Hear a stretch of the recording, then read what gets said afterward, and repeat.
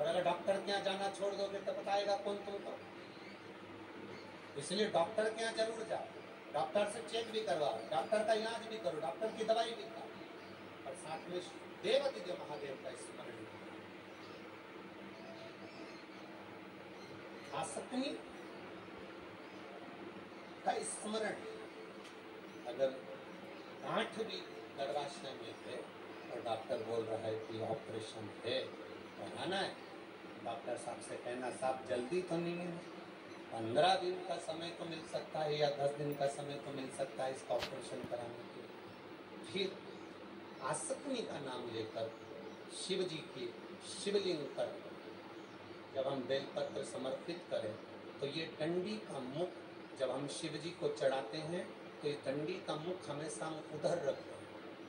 अब की बार आसक्ति का नाम लेकर जब हम शंकर भगवान को बेलपत्र समर्पित करेंगे तो ये डंडी का मुख शिवलिंग पर अपनी ओर रखेंगे और उसी बेलपत्र को चढ़ाकर जल समर्पित कर कर आचमन कर कर उसी बेलपत्र को लाकर घर के द्वार को पूरा खोलकर घर के अंदर प्रवेश कर कर घर के बाहर स्मरण को शिव को याद करते हुए उस बेलपत्र को चबा चबा कर खाना प्रारंभ करिए। 10 दिन मांगिए आप कि 10 दिन के बाद मैं ऑपरेशन कराऊंगी, मना नहीं, पर एक बार मैं मेरे महादेव का नाम का स्मरण करना चाहती हूँ। एक बार शिव तत्व क्या नाम है, चंद के बोलो, नाम बोलो फिर से। आसक्ति, इस नाम की मूलता का स्मरण। वीरणी आसक्ति।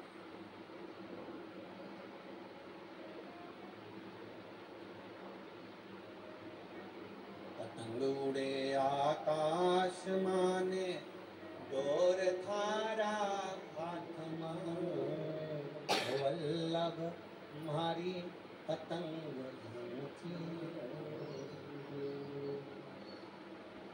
बाबा तुम्हारी पतंग।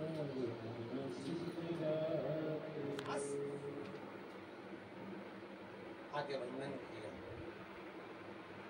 दक्ष प्रजापति ने पूछा, प्रजापति वीरण की पुत्री वीरणी से मैं विवाह कर लूं, आसक्ति से मैं विवाह कर लूं, इससे विवाह करने का फल क्या है?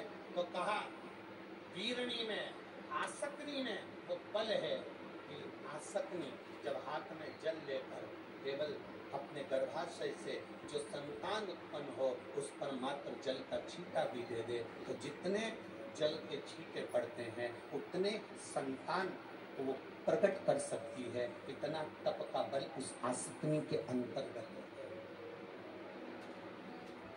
दक्ष प्रजापति की 2 धर्म पत्नियां थी, वीरणी और प्रसूति।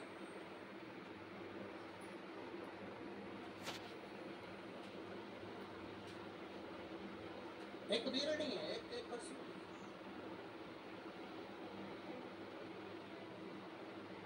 दो है।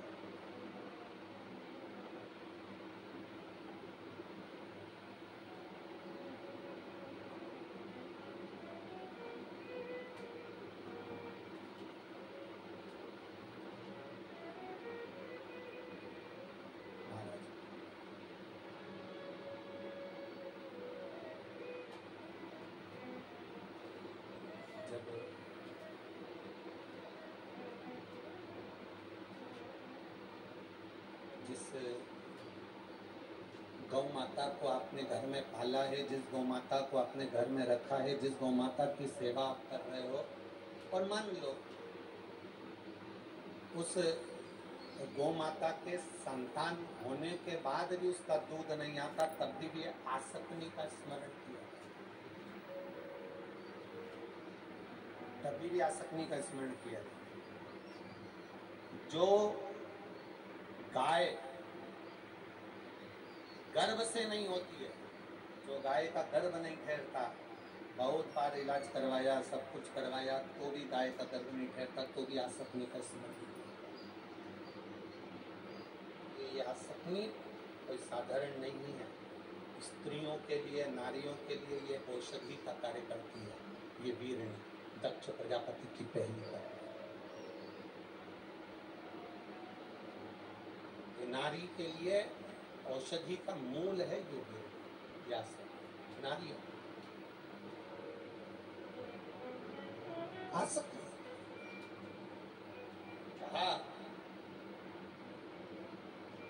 राजा वीरण की, ये प्रजापति वीरण की पुत्री वीरणी से तुम विवाह कर लो, आसक्ति से तुम विवाह कर लो। दक्ष प्रजापति ने हाँ कर दी, विवाह की तैयारी हुई, वीरणी के साथ विवाह भी हो गया, आसक्ति के साथ विवाह भी हो गया। विवाह होने के बाद संतान की प्राप्ति होना प्रारंभ हुआ और महाराज वीरणी के गर्भ से 10,000 पुत्रों का जन्म हुआ और धीरे धीरे फिर 60 कन्याओं का जन्म हुआ। जब 59 नंबर की कन्या उसके गर्भ से प्रकट हो गई थी और 60वीं कन्या को जब आना था तो वीरणी ने भगवान शिव की आराधना की और भगवान सूर्य की आराधना करी, माँ दुर्गा की आराधना करी, भगवान नारायण की आराधना करी, भगवान श्री गणेश की आराधना करी। ये शिव पंचायत की आराधना में जब वीरणी डूब गई,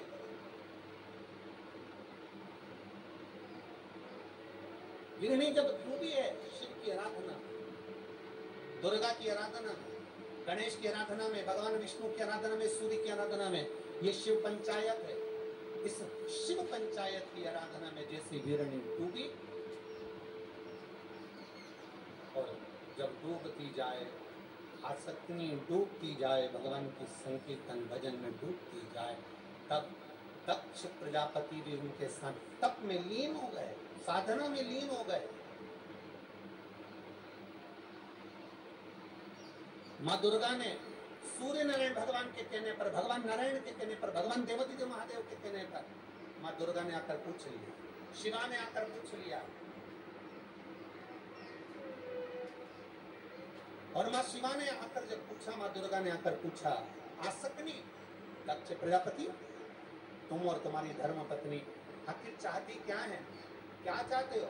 कहा कुछ नहीं माँ, बस आपके जैसी एक कन्या और प्रकट हो जाए।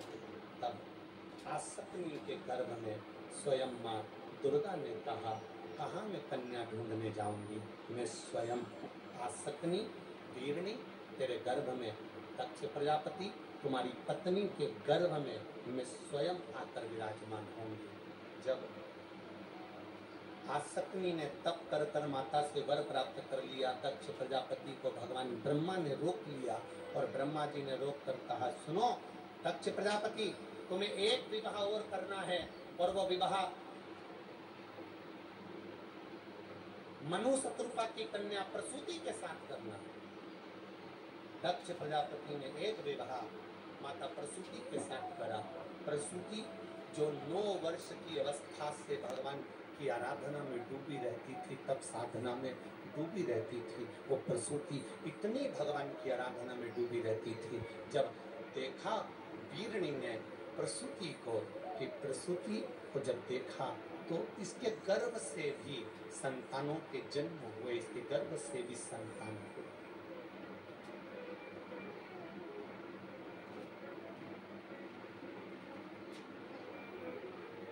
साठ बेटियों का जन्म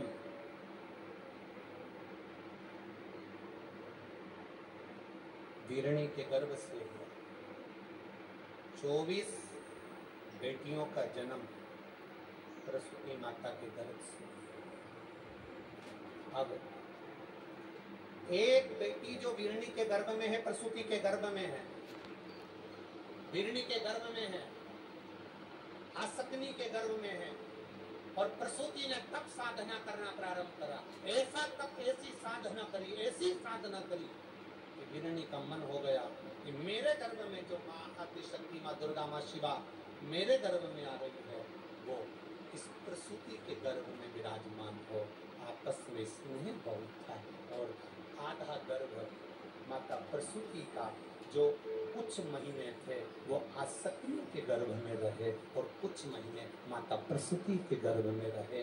तब माता प्रसूति के गर्भ से जिस कन्या ने जन्म लिया उसका नाम सती हुआ, तब उसका नाम सती हुआ।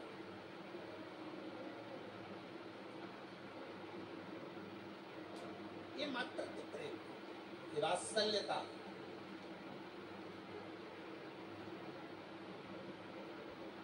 जितनी माता प्रसूति के प्रति माता सती का प्रेम है, उतना कि उतना प्रेम माता सती का वीरनी के प्रति।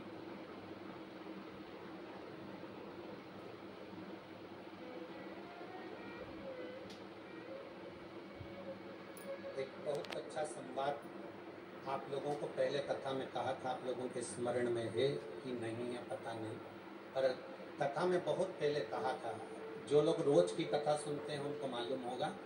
बेटी घर से जब विदा हो तो अपने तुलसी के क्यारे में एक घी का दिया जरूर लगवाना चाहिए। बताया था कि नहीं बताया था? कौन कौन को याद है? याद है सबको? वाह, धन्यवाद आपको, आप रोज सुनते हो उसके लिए प्रणाम है आपको। बेटी घर से विदा हो, उस बेटी से तुलसी के क्यारे में एक घी का दिया जरूर लगवाना चाहिए। और घर में बहू जब प्रवेश करे तो तुलसी के क्यारे में एक घी का दिया जरूर लगवाना चाहिए। उस घर में से कभी लक्ष्मी की कमी नहीं। जब बेटी हमारे घर से जाए, विवाह कर कर जा रही हो, दामाद के साथ जा रही हो, जमाई के साथ जा रही हो, पहली बार बेटी हमारे घर से जब जा रही हो, विदा होकर जा रही हो, तो तुलसी के क्यारे में घी का दिया लगना चाहिए। और आज के जमाने में गुरुजी तुम तो कहते हो कि तुलसी के क्यारे में घी का दिया लगवा, पर धर्मशाला से शादी करते हैं, गार्डन से करते हैं। अब मैं धर्मशाला में शादी के गार्डन में तुलसी के क्यारे में दिया कैसे लगवाएं?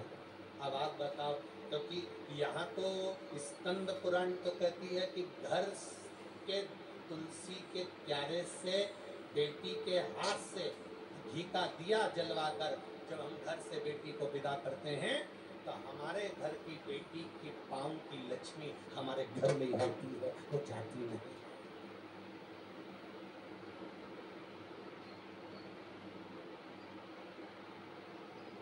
अब पहले के जमाने में घर से बेटी विदा होती थी तो उसके गर्भ से जो संतान होती थी उसका लगाव नाना नानी के प्रति थोड़ा ज्यादा होता था।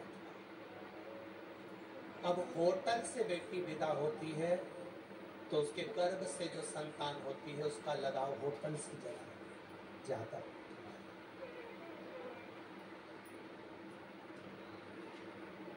जिस घर की बेटी अपने घर के दरवाजे से विदा होती है, दहली से विदा होती है, उस घर में रहने वाले बुजुर्ग नाना नानी से जो बेटी के गर्भ से संतान होगी उसका लगाव घर में नाना नानी, मामा मामी, मौसा मौसी इनसे बहुत होगा। और जो बेटी होटल से विदा हो जाती है उसके गर्भ से जो संतान होगी उसका लगाव